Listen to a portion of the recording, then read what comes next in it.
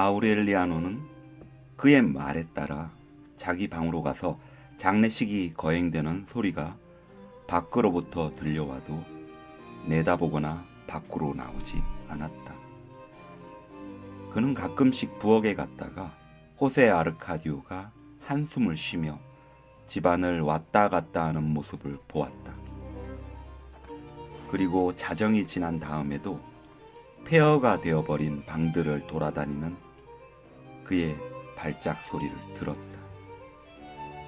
아우렐리아노는 몇 달이 지나는 동안에도 호세 아르카디오가 말을 하는 것을 보지 못했다. 그것은 호세 아르카디오가 그에게 말을 걸어오지 않는 탓도 있었지만 아우렐리아노 자신도 그럴 마음이 없는 데다 양피지를 연구하는 이외의 일에는 일체 신경을 쓰고 싶지 않았기 때문이기도 했다. 페르난다가 죽고 나자 아우렐리아노는 2개 남아있는 황금 물고기를 하나 꺼내 필요한 책을 구입하기 위해 카탈로니아 학자의 서점으로 갔다. 그는 거리를 지나는 동안 어떤 것에도 흥미를 느끼지 못했다. 그것은 다른 것과 비교해 볼 수 있는 어떤 경험도 그에게 없었을 뿐만 아니라 쓸쓸한 거리와 폐허가 된 집들이 상상했던 것과 너무나 비슷했기 때문이었다. 그는 페르난다에 의해 지금까지 금지되었던 외출을 단 한 번만 필요한 최소한의 시간만큼만 하기로 했다. 그는 집으로부터 옛날 꿈 해몽을 하던 사람들이 살던 거리까지 11블럭을 곧장 걸어가서 어두컴컴한 데다 몸을 움직일 수조차 없을 만큼 지저분한 서점 안으로 숨을 몰아쉬며 들어갔다. 그곳은 서점이라기보다 쓰레기통 같았다. 흰개미가 모두 갉아먹은 선반에는 헌책들이 아무렇게나 쌓여 있었고 구석은 물론이고 사람이 다니는 통로에도 거미줄이 잔뜩 얽혀 있었다. 그리고 서점 주인은 그 어수선한 곳에 한쪽 헌책과 종이 뭉치가 수북히 쌓여 있는 길다란 책상에 앉아 처음 보는 보라색 종이와 낱장으로 된 노트에 무엇인가를 계속 적고 있었다. 그의 백발은 아름답게 빛났으며 앵무새의 기처럼 이마 위로 흘러내렸고 가늘지만 생기가 도는 푸른 눈에는 엄청나게 많은 책을 읽은 사람들처럼 부드러운 기운이 배어 있었다. 짧은 반바지 차림에 땀에 흠뻑 젖어 있는 주인은 그가 서점 안으로 들어왔음에도 작업을 중단하거나 누구인가 알아보려고 고개를 쳐들지도 않았다. 아우렐리아노는 메르키아데스가 가르쳐준 장소에서 필요한 5권의 책을 손쉽게 찾아냈다. 그는 아무 말 없이 5권의 책과 황금 물고기를 카탈로니아 학자의 눈앞에 내밀었다. 서점 주인은 눈을 조개처럼 가늘게 뜨고 그것들을 살펴보더니 어깨를 움찔했다. 머리가 돈 사람이로군. 그는 자기 나라 말로 중얼거리며 아우렐리아노에게 5권의 책과 황금 물고기를 돌려주었다. 그냥 갖고 가게나. 그는 스페인어로 말했다. 이 책을 마지막으로 읽은 사람은 장님인 아이삭이었지. 도대체 이 책으로 무얼 어떻게 하겠다는 건지 궁금하군. 호세 아르카디오는 매매의 침실을 손질하고 벨벳 커튼을 세탁했으며 식민지 시대의 유물인 침대의 천장 덮개를 고쳤고 시멘트 욕조에 거칠고 검은 먼지가 두껍게 내려앉아 사용하지 않던 목욕탕을 청소하여 다시 쓰기 시작했다. 그는 낡은 이국풍의 옷과 가짜 향수와 싸구려 보석으로 장식된 자신만의 작은 제국을 만들었다.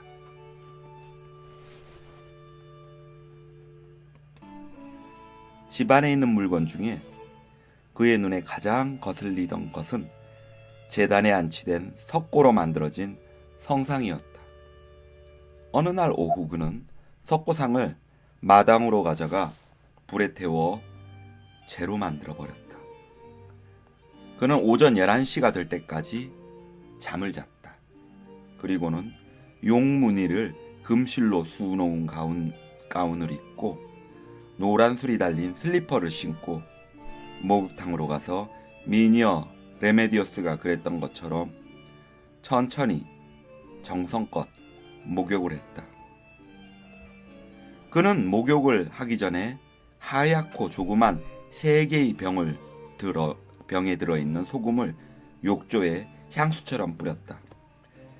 그리고는 바가지로 물을 끼얹거나 하지 않고 향기가 나는 물속에 풍덩 잠겨 아마란타를 회상하는 몽롱한 눈길로 2시간 동안이나 천장을 바라보며 누워 있었다. 그는 집으로 돌아온 지 며칠이 지나서야 이곳에서 입기에는 너무 더워 보이는 호박단 양복을 벗어버리고 옛날 피에트로 크레스피가 댄스 파티 때 입었던 것처럼 몸을 꼭 키는 통이 좁은 바지와 살아있는 번데기에서 뽑아낸 실로 짠 가슴 부분에 자기 이름의 이니셜이 새겨진 비단 셔츠를 입었다.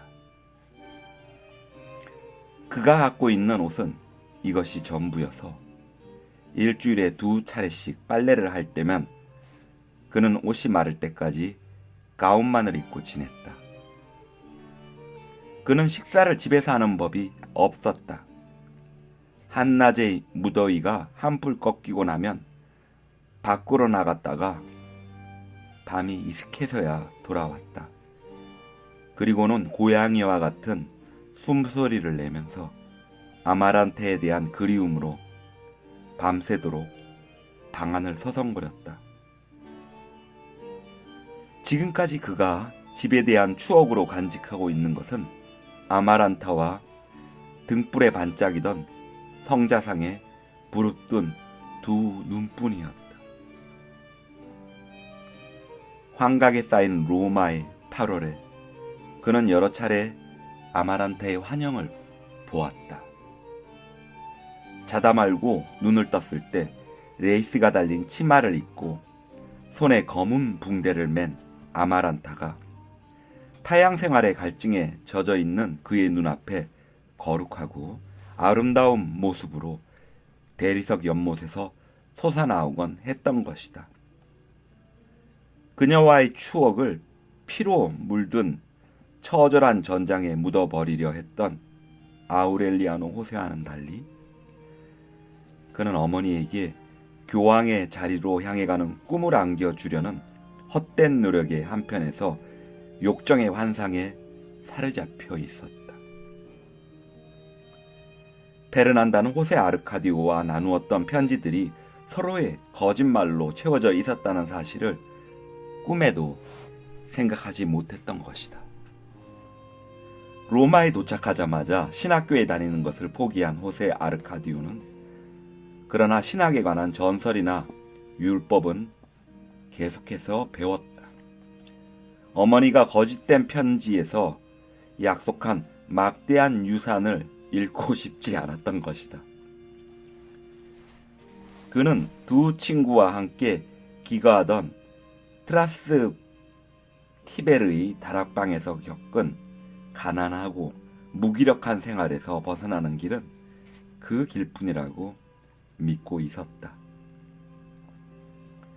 죽음의 순간이 멀지 않았음을 암시하는 페르난다의 마지막 편지를 받고서 그는 거짓과 가난으로 점철된 비참한 추억을 여행 가방에 챙겨 넣고 도살장으로 실려가는 가축들처럼 축 늘어진 이민들이 가득 깃들어 찬 배를 타고서 식어 빠진 마카로니와 벌레 먹은 치즈를 씹으며 대서양을 건넜다. 그는 자신이 겪은 온갖 불행들만 지겨울 정도로 늘어놓고 있는 페르난다의 유서를 다 읽기도 전에 부서진 가구와 잡초가 가득 자란 복도를 보면서 이제는 자기가 다이아몬드처럼 빛나던 로마의 봄으로 영원히 돌아갈 수 없는 처지가 되었다는 사실과 결코 벗어날 수 없는 함정에 빠졌다는 사실을 뼈저리게 깨닫고 말았다. 천식이 불러일으키는 불면의 반면 그가 어렸을 때 우르슬라가 노망끼던 허황된 말로 그의 가슴에 심어준 세상의 두려움을 되새기며 우울에 쌓인 집안을 서성거렸다. 그녀는 어둠에 잠겨있던 그때 그가 어디로 가버리지나 않을까 싶은 마음에 해가 진 뒤에는 유령이 잡아갈지도 모르니 침실 구석에 꼭꼭 숨어 있어야 한다며 그를 그녀의 침실 가까이에 있게 하곤 했었다. 만약 네가 거짓말이나 나쁜 짓을 한다 해도 나는 금방 알 수 있어. 우르슬라는 그에게 자주 이런 말을 했다. 상자짓들이 내게 다 얘기해 주니까 말이야. 그는 어린 시절의 추억은 이렇게 해서 이 공포의 방에 한정되고 말았다. 사람의 마음을 꿰뚫어보는 듯한 섬뜩하게 날카로운 눈빛을 하고 있는 성자상이 마주 보이는 곳의 의자에 앉아 두려움으로 식은땀을 흘리며 잠잘 시간이 될 때까지 꼼짝 못하고 있었던 것이다. 그러나 사실 그에게 겁을 줄 필요도 없었다. 그는 이 무렵부터 이미 주변의 모든 것에서 두려움을 느끼고 있었으며 살아가는 동안에 마주치게 될 세상사에 대해서도 잔뜩 위축되어 있었기 때문이다.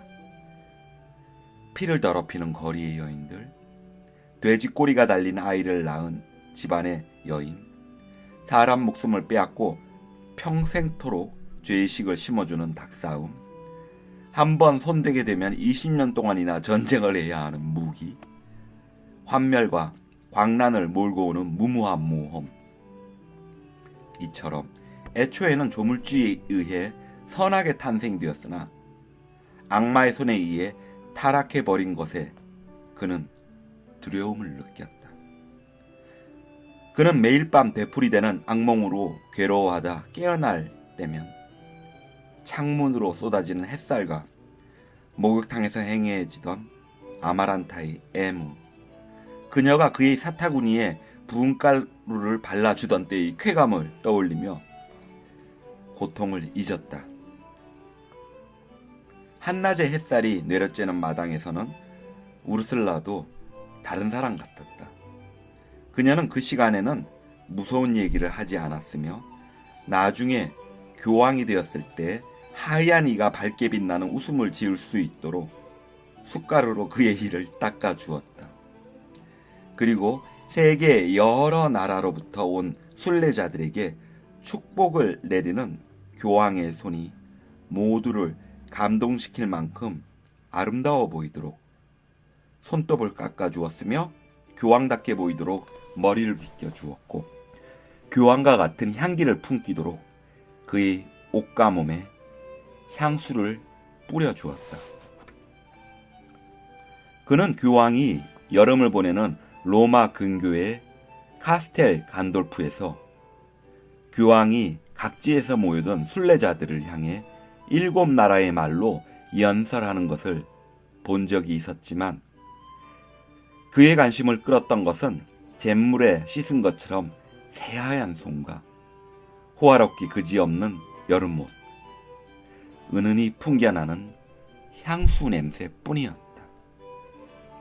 호세 아르카디오가 고향집으로 돌아온 지 1년이 지났을 무렵에는 식량을 구입하기 위해 은촛대와 이제야 밝혀진 일이지만 가문의 문장이 새겨진 부분에만 살짝 금이 입혀진 황금 병기는 팔아지고 말았다.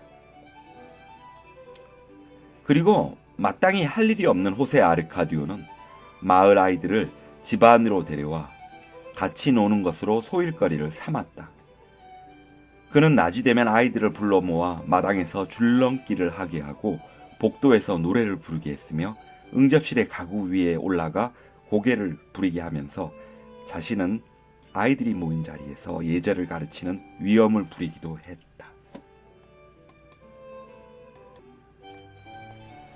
이 무렵에 그는 몸에 꼭 끼는 통접은 바지와 너무 낡은 비단 셔츠를 버리고 아랍인 가게에서 사온 평상복을 입고 있었으나 여전히 교황다운 기품을 지니고 있었다. 과거 매매의 학교 친구들이 그랬던 것처럼 아이들은 집안을 온통 아수라장으로 만들었다. 아이들은 밤늦게까지 떠들고 노래하고 춤을 추었으므로 집안은 말괄량이 아이들만 모아놓은 기숙사 같았다. 그러나 아우렐리아노는 그들이 메르키아데스의 방까지 쳐들어오지 않는 한에는 그들에 대해 신경을 쓰지 않았다. 어느 날 아침 우연히 그의 방문을 열어보게 된 두 명의 아이들은 책상에 앉아 양피지 원고를 해독하느라 골몰에 있는 지저분하고 머리가 헝클어진 사나이를 보고 깜짝 놀랐다. 그들은 차마 안으로 들어설 용기는 내지 못한 채 머뭇거리며 방안을 살폈다. 그들은 귓속말로 뭐라 수군거리며 문틈으로 방안을 들여다보거나 살아있는 동문을 창문으로 집어넣기도 했다. 언젠가 한 번은 문과 창문에 못질을 해놓아서 문을 여느라 아우렐리아노가 한나절 동안 애를 먹어야 했다. 여러 가지 장난을 쳐도 반응이 없자 네 명의 아이들은 어느 날 아침 아우렐리아노가 부엌으로 들어간 틈을 이용해 방 안으로 숨어들었다. 그들은 양피지 원고를 망쳐놓을 생각으로 그 누렇게 마린 양피지에 손을 대는 순간 보이지 않는 어떤 손길이 그들을 번쩍 축혀 올려 아우렐리아노가 돌아와 양피지 원고를 빼앗아 치울 때까지 그들을 공중에 매달아 놓았다. 그 다음부터 아이들은 아우렐리아노를 귀찮게 굴지 않았다.